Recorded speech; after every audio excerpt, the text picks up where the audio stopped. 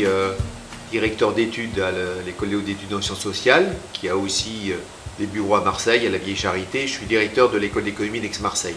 Je suis un spécialiste de la fiscalité, d'une manière générale d'intervention publique, d'intervention de l'État dans la vie économique et donc la fiscalité. Et j'ai fait par exemple partie du Conseil des prélèvements obligatoires et j'ai été membre du Conseil d'analyse économique auprès du Premier ministre. Je pense qu'il faut louer l'ordre des experts comptables d'organiser ces réunions. Les sujets d'éthique sont toujours importants dans toute société, mais aussi dans une société libérale, dans une société capitaliste.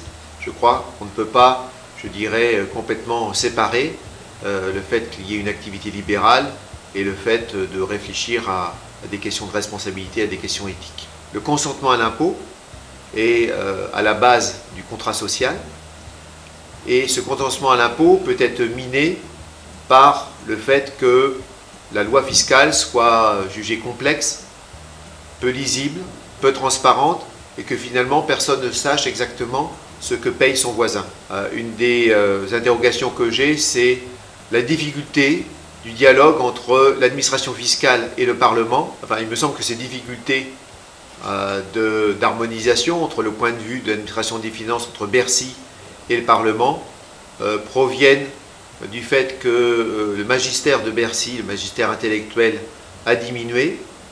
La situation de chaque contribuable est devenue plus compliquée, plus hétérogène, mais ce faisant, en voulant bien faire, en voulant très bien faire, en voulant essayer de cerner au mieux la capacité contributive de chacun, eh bien on arrive à quelque chose de compliqué, quelque chose qui ouvre la voie aussi à des procédures d'optimisation.